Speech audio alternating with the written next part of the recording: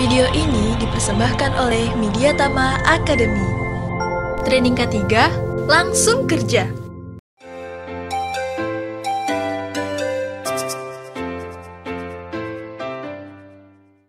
Sekarang kita memahami dulu apa sih keselamatan itu gitu. Keselamatan adalah cara mengendalikan kerugian dari kecelakaan. Kita harus control of accident loss. Nah, ini sebenarnya tadi. Kalau terjadi kasus kecelakaan kerja, apa yang dapat ditimbulkan? Proses terganggu, tidak terjalan, tidak ada proses produksi, tenaga kerja juga terganggu. Keselamatan itu bagaimana mengendalikan kerugian itu agar pengusaha tidak dirugikan oleh kasus kecelakaan kerja. Kemudian bagaimana keselamatan itu? Kemampuan orang, tenaga kerja untuk mengidentifikasi potensi bahaya dan menghilangkan potensi bahaya atau resiko yang ada yang tidak bisa diterima. Nah, contoh yang sebutkan tadi, resiko dari pesawat uap. Pesawat uap itu air yang dimasak ke dalam satu bejana. Kalau dimasak terus dengan temperatur tertentu, dia akan mencapai titik didih. Titik didih menghasilkan uap. Uap itu kalau nggak dikendalikan bisa menimbulkan peledakan. Loss kendali itu yang harus bisa dikendalikan oleh kita. Bagaimana steam yang kita hasilkan tadi, uap yang kita hasilkan bisa kita kendalikan, kita manfaatkan untuk proses produksi. Tapi kalau nggak kita kelola dengan baik, bisa menimbulkan ledakan. Bahkan proses produksi terganggu. Itu salah satu pendekatan keselamatan. Yang kedua, kesehatan. Kesehatan. Tentu bagaimana kita ingin meningkatkan derajat keadaan fisik, psikologi, setiap tenaga kerja itu bisa sehat. Jadi kita ingin mengangkat derajat kesehatan fisik dari tenaga kerja itu bisa berfungsi dengan baik. Tentu dengan kebugaran, kesehatan, dia tentu bisa bekerja dengan baik. Akhirnya apa? Tujuannya proses tadi bisa menimbulkan proses produksi yang terjadi. Kalau kita lihat bahwa kemampuan untuk mengidentifikasi resiko-resiko di tempat kerja kita kendalikan dan kita mengangkat derajat kesehatan tenaga kerja, mengendalikan potensi yang bisa menimbulkan kecelakaan kerja melalui upaya pencegahan kecelakaan kerja di tempat kerja. Sehingga proses produksi itu bisa berjalan dengan baik. Kemudian keadaan seperti apa yang kita inginkan? Keadaan yang aman. Aman seperti apa? Kondisi di mana kapan muncul sumber bahaya itu dapat dikendalikan. Ya, mengendali yang memadai, dan ini adalah lawan sifat dari bahaya tadi. Bahaya apa? Bahaya adalah kondisi tingkat bahaya dari satu di mana muncul bahaya itu bisa menyebabkan lawan dari aman dan selamat tadi.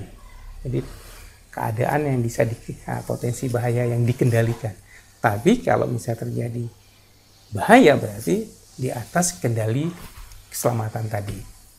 Untuk itu kita harus paham bersama bahwa keselamatan, kesehatan, kemudian aman dan bahaya. Sehingga kalau kita didefinisikan bahwa kemudian ada lagi istilah accident. Nah, ada istilah di accident, ada istilah incident. Adalah suatu kejadian yang tidak diingin bila masa itu sedikit saja ada perubahan maka menimbulkan terjadi accident. Jadi ada istilah tadi keselamatan, mengendalikan, kemudian ada kesehatan, meningkatkan derajatnya, kemudian ada aman, kondisi yang diinginkan, kemudian ada kondisi bahaya, di mana kondisi yang tidak bisa dikendalikan. Naik sedikit lagi, kalau kondisi yang tidak diinginkan itu tadi perubahan, bisa terjadi accident. Accident apa? Accident adalah potensi suatu kejadian yang tidak direncanakan, yang tidak diinginkan. Gangguan terhadap pekerjaan berakibat cedera pada manusia, kerusakan barang, dan pencemaran lingkungan. Jadi kalau misalnya kita nggak bisa mengendalikan resiko, tidak bisa meningkatkan derajat tenaga kerja, akan bisa menimbulkan bisa terjadi accident atau kecelakaan kerja atau penyakit akibat kerja yang terlibat kerja. Ini harus dipahami. Begitu terjadi kecelakaan kerja, tentu akan menimbulkan biaya-biaya yang cukup besar dari proses bahaya. Memang kelihatan begitu kita kelihatan, lalu kita lihat kecelakaan, mungkin saya contohin tadi, uap, mungkin nggak semuanya paham masalah uap. Kita contohin mungkin peralatan produksi yang lain ada di industri. Kren misalnya, tempat angkat-angkat barang. Nah, bila terjadi kecelakaan kerja, kerennya rusak. Begitu kita review dari hasil kren itu rusak, berarti kita harus beli lagi kren yang baru. Atau kita merepair atau memperbaiki kren tersebut. Butuh biaya lagi. Tadi sudah ada gara-gara alat itu tidak bisa diproduksi, proses produksi terganggu. Padahal kita harus membayar upah tenaga kerja. Bahkan kalau terjadi korban nyawa terhadap tenaga kerja, padahal kita harus ngobatin. Kita bawa ke rumah sakit. Kemudian kita obatin di rumah sakit. Kita perintahkan staf-staf kita untuk memantau perkembangan dia di rumah sakit. Kemudian otomatis teman-temannya akan bantu dia untuk melakukan membantu dia mau ke rumah sakit. Otomatis proses yang lain juga terganggu. Kemudian selanjutnya tenaga kerja yang tadi mengalami kecelakaan kerja tentu malah cedera, tidak bisa mengaktivitas lagi. Kita butuh lagi tenaga kerja yang baru yang sesuai dengan kompetensi yang dimiliki. Berarti kita harus memerlukan biaya lagi untuk melatih mereka, untuk mendidik mereka, untuk menyesuaikan pekerjaan mereka.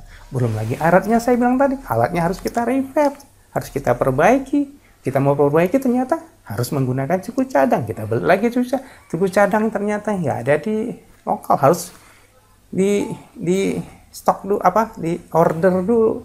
Proses order beberapa lama. Akhirnya alat ini beberapa hari tidak bisa digunakan. Seharusnya menggunakan alat ini mempercepat proses produksi untuk menghasilkan produk yang berkualitas.